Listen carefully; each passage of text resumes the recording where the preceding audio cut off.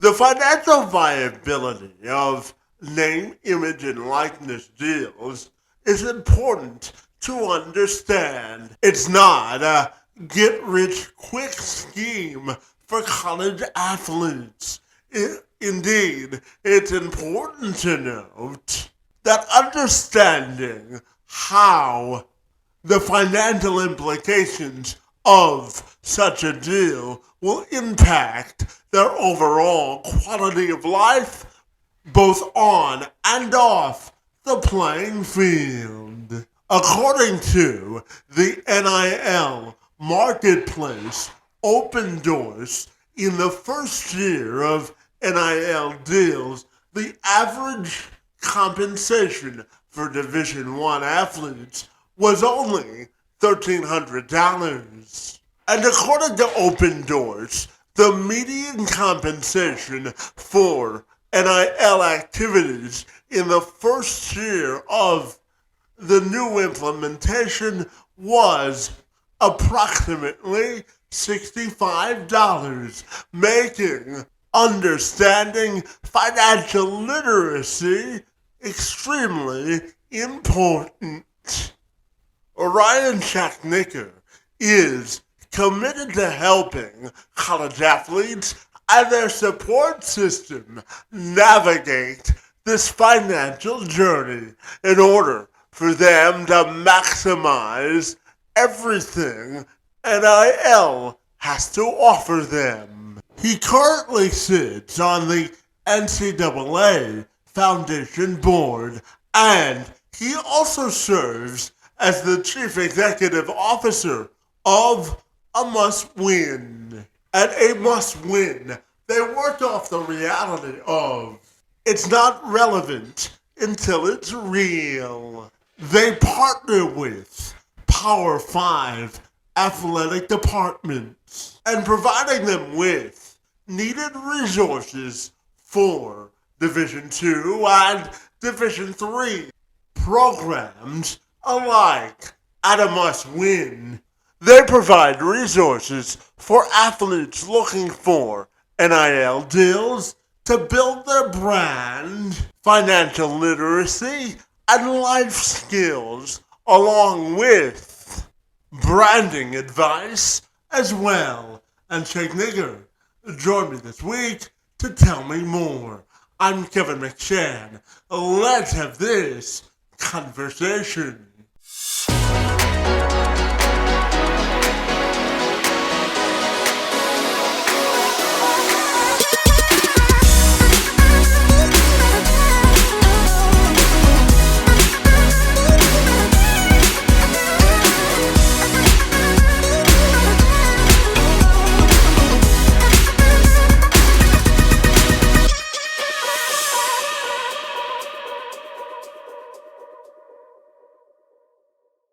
I began my conversation with Schachtner by asking him about the importance of providing athletes at any level with the resources they need to succeed.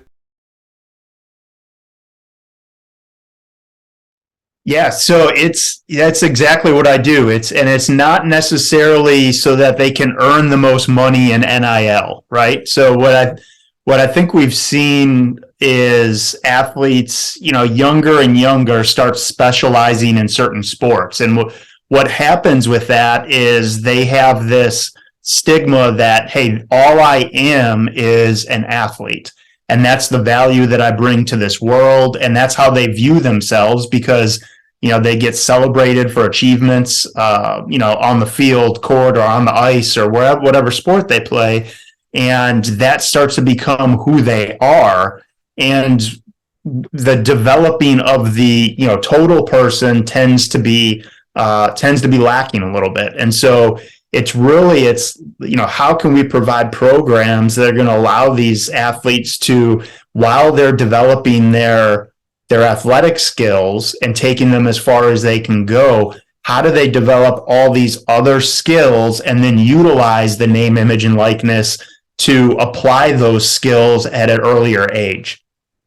Yeah, absolutely. So let's dive into sort of the principles of the programs that you help design and develop to make sure that athletes can maximize those potential. I'm thinking about things like financial literacy and how to manage money. I know it's also important to you so that players know exactly what they're getting into from a financial perspective. So let's start with the financial piece, and we can go any direction you wanted to go in terms of the other sort of programs you help athletes take advantage of. Yeah, absolutely. Yeah. So the financial literacy or I hate the term financial literacy, right? It's just personal finance. It's dealing with money. And in my experience over time, it's just been complicated from, people that are in the industry, talk at use buzzwords in the industry and they overcomplicate it. And so what I want to do is just simplify everything. And I know that one thing that athletes know, they know sports. And there's a common language through sports that regardless of, age, gender, sport you play, that you can speak. And so what we do is we break down all different pieces of the financial literacy or personal finance, from credit to taxes to preventing against fraud to budgeting to savings to financial products. We talk about all those in terms of sports analogies, stuff that they deal with on a day in, day out basis. So for example, credit is just your stats, right? And the better stats you have, the better opportunities you're going to have, whether it be in college or going pro or getting bigger contracts. And so the same thing happens with credit. The better your credit score, the better opportunities for being able to borrow money, more money at a lower rate, the better opportunities you're going to get. And so what we do is just really simplify it, but then break down into, manageable components so that they can understand it, so that they are empowered to the point where the risk of being taken advantage of is going to be very, very low, because they're going to know, hey, something doesn't seem right. And they're going to have, they're going to feel empowered to take control. Yeah, absolutely. And Ryan, just a more general question for you. I'm curious to ask you about how do you think name, image, and likeness will improve the overall quality of college athletics? How do you think it will be a benefit moving forward?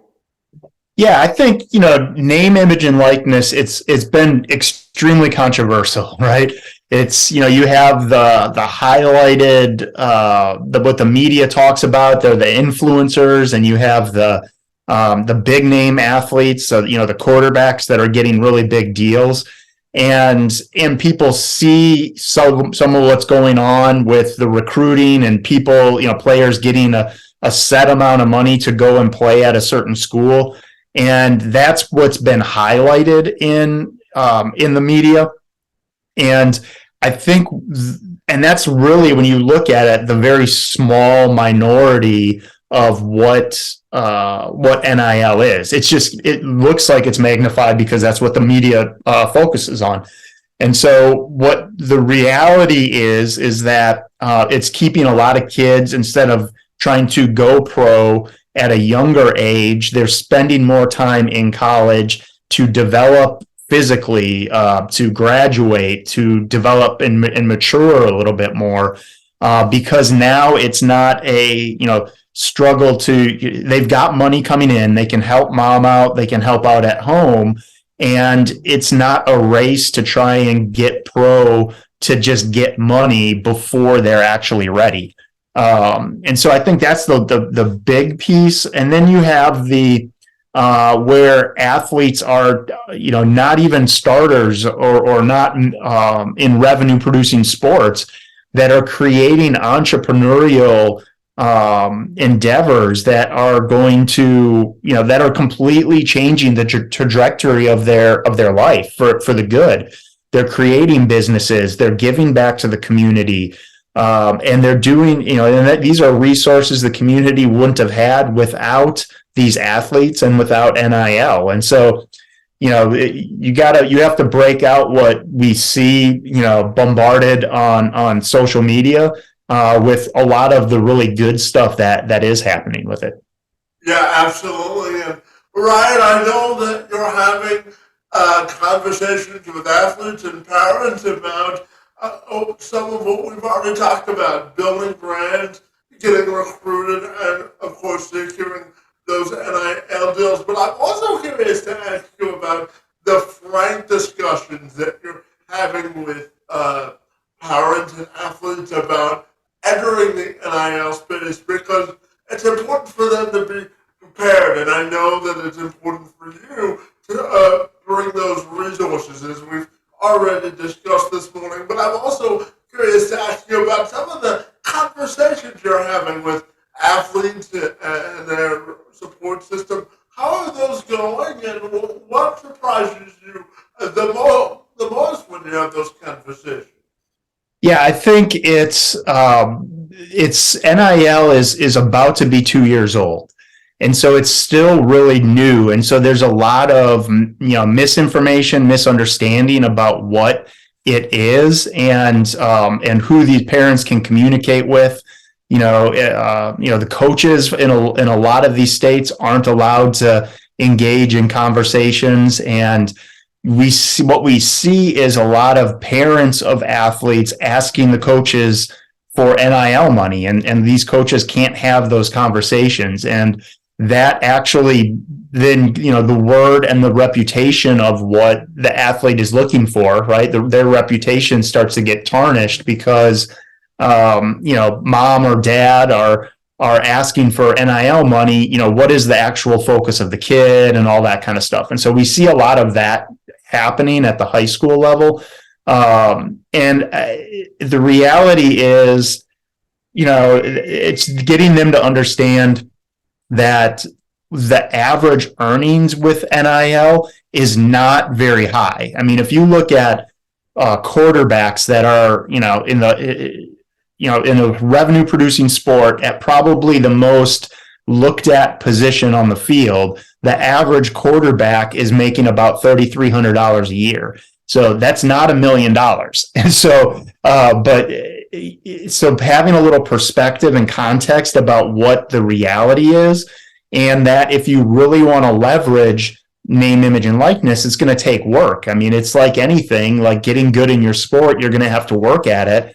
You're going to face, ups and downs, and learning how to navigate it is the important thing. And it's getting them to understand that their brand and their brand building starts now, and it's not necessarily for just NIL purposes. It's for getting recruited into a college, because we have transfer portal now that's up and running, and now we have increased competition because you have college-aged, college-experienced athletes that are able to transfer and play right away, competing for scholarships with high school athletes that are going to need time to develop and time to mature and all that sort of thing. And so creating the brand to stand out athletically, show these coaches who you are, that you're more than just this athlete, to get them more comfortable with offering that high school athlete the scholarship. And then that brand then translates into NIL opportunities. And then, the even if they go pro, the average pro career is 5 to 6 years, depending on what sport you're in. You're going to be 26, 27 years old, and you're going to have the rest of your life that you now have to live. So you're really, you've lived 1/3 of your life at that point. You have 2/3 of your life to live. And how is that brand going to translate to that largest part of your years as a non-athlete, and making sure that it can transfer and that it can be monetized outside of just athletics. And so it's really a big picture discussion about their development and their future. And it's helping them understand then what their strengths are, and being able to provide evidence around that, and give them sort of a roadmap to really develop, as an individual, just like they develop as an athlete. Yeah, absolutely. And Ryan, just before I ask you about your book, I'm fascinated to ask you about the role between bigger and smaller colleges. Obviously, there's a big financial piece for the colleges that some of them, quite frankly, are still adjusting to and having to pay athletes. So the question, I'm just curious to get your personal opinion about whether you think there may be a sense of dilution for smaller colleges as the bigger colleges sort of have those bigger budgets to get those big time athletes. Do you think it'll dilute the sport at all, and do you think those smaller colleges may have to consider getting rid of programs because they can't compete with bigger schools? Yeah, I think it's the reality of the big programs have the big donors, and that's how they're driving a lot of the money that's going to some of these athletes. And so it's not, NIL to me is just a gateway to applying life skills at a younger age without being worried about the NCAA coming in and losing eligibility or getting sanctions or fines and that type of stuff. And so it's allowing these kids to put into action, whereas before they weren't really allowed to put into action earning of revenue. And to me, it doesn't matter the size school. I think all the way down, whether you're a Power 5, Division 1, all the way down to Division 3, there's NIL opportunities that are out there for you. Are they all going to look the same? Absolutely not. But there's opportunities, and we know there's opportunities because one thing we do is consult with businesses, and the businesses tell us what they want out of a partner, right? They want someone that's going to be active and be a true partner. They don't want to just throw money for a social media post. And the business cares about return on investment. And so if you as a Division 3 athlete can show that you have a better return on investment than a big time quarterback at a Division 1 school, then you're going to get opportunities, and the business isn't necessarily going to care about the level or the sport that you play at because you're going to be giving them that return on investment. And so it looks different for all athletes, all parts of the country, all schools, all divisions. It's going to look different. It's not going to all be, a one size fits all strategy, but in order to compete and get athletes now, you have to be able to show that you are doing something to help them take advantage of this NIL.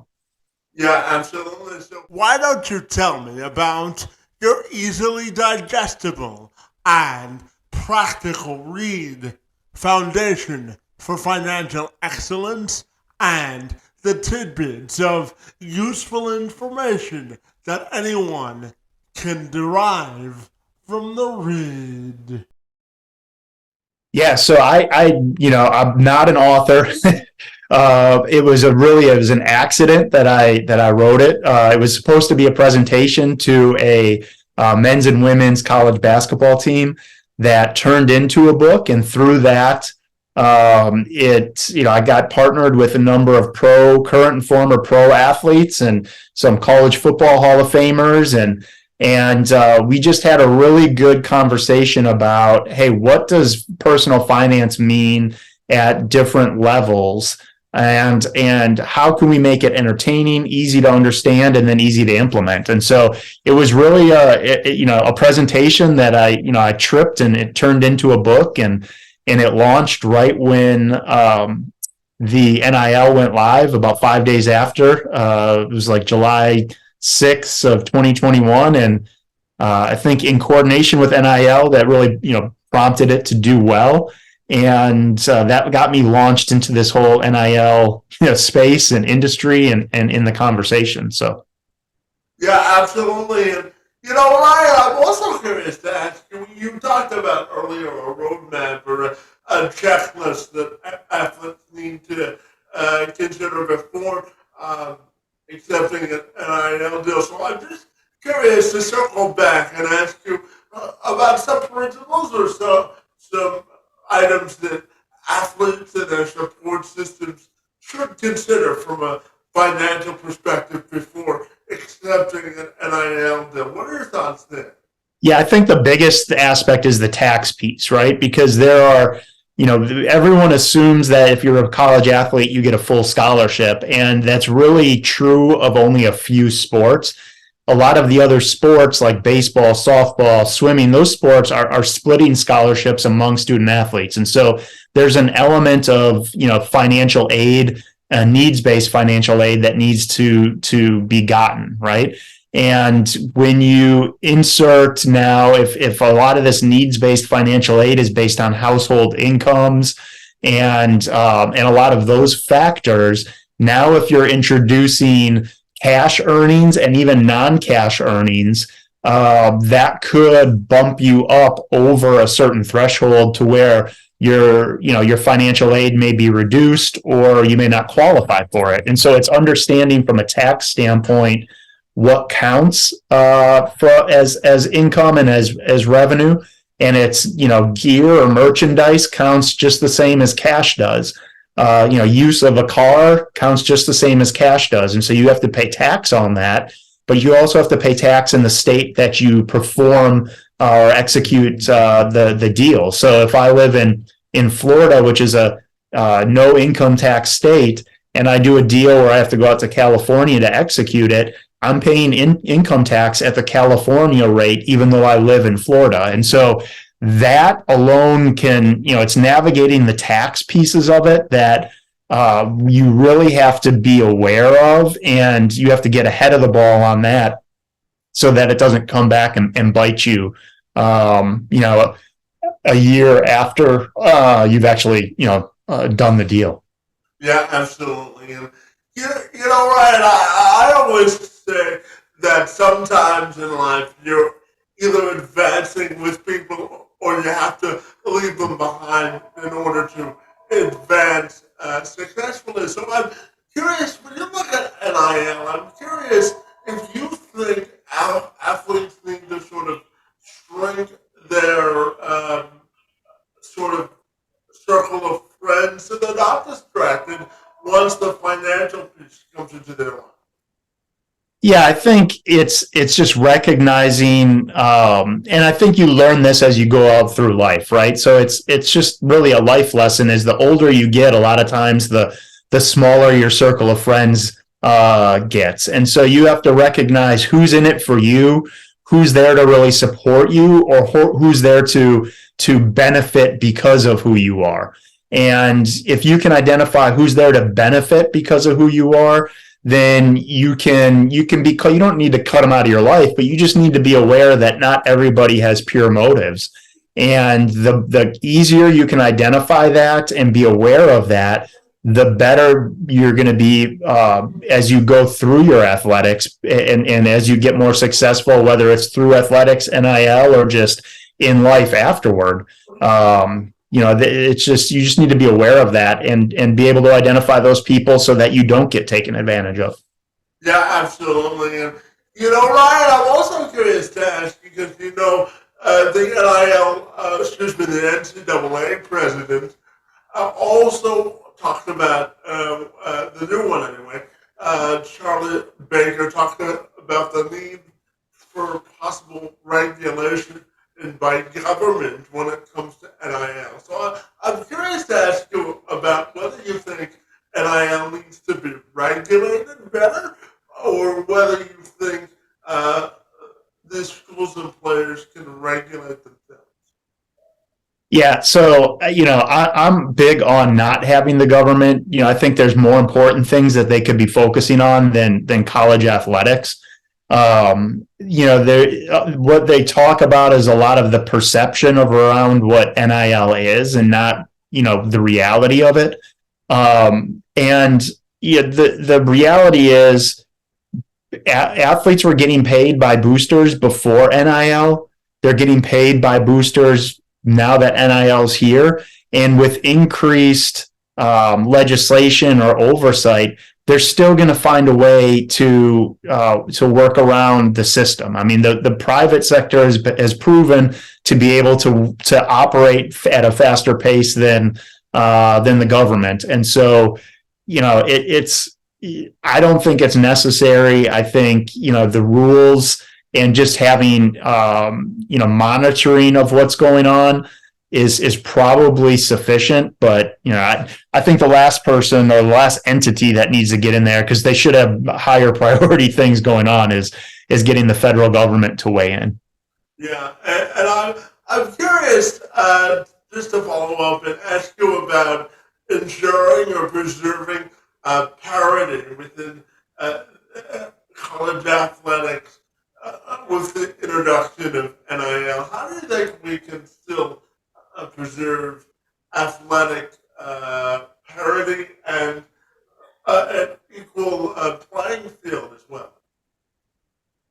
Yeah, I mean, I think the reality is the bigger schools are going to have more money to put at this, right? So if you look at just the finances of the NIL piece, the bigger Power 5 schools are at an advantage, but you could argue that they were at an advantage anyway because they were part of the Power 5. So I mean, if you look at the SEC, they're each school is taking home $50 million because of the success of the SEC in a given year. And, that's $50 million, whether you're, the first place or last place, that you share just by being part of the conference. And so when you look at that versus a mid-major, that is, somewhere in a smaller area, they're always going to be at a financial disadvantage, right? And so, NIL is just another way to point that out. But I don't know that you can really, legislate or mandate, an inherent advantage that's one school or one institution has. I mean, if you look at, Nick Saban or Dabo Swinney going in and recruiting someone, their legacy kind of precedes them, right? They're going to be able to get more recruits because of who they are and what they've accomplished. And so there's always going to be some sort of advantage that some of these schools have. And it just is what it is. And so how, if you're a smaller school, can you do your best to compete with the resources that you have? And maybe it's not, if you look at a Coastal Carolina who has a pretty solid football program now, but their claim to fame was their baseball team winning the national championship. And so maybe it's you compete in other sports and those become the focus versus trying to compete against the giants in the sport that they're known for. And Ryan, my final question for you has to do with yourself, my friend. I'm curious to ask you about the line of work that you do. How do you consider a successful year for yourself? And when you look at sort of your personal and professional legacy, how do you want that to be defined? Yeah, so the whole reason I started doing this is because it was going to plant seeds that are going to grow that I may never see the fruit of. And so what I did is I recognized with a lot of the pro athletes that I've gotten to know pretty well is they have business skills and skills that really translate to life after sports that have helped them become arguably more successful in life after sports than they were in their athletic career. And we're talking some Hall of Famers here. And so then if we look at that on a big level, the athletes that we see taking advantage of these skills largely are those that go pro and are given time to get around the right people in order to really harness those skills and develop them.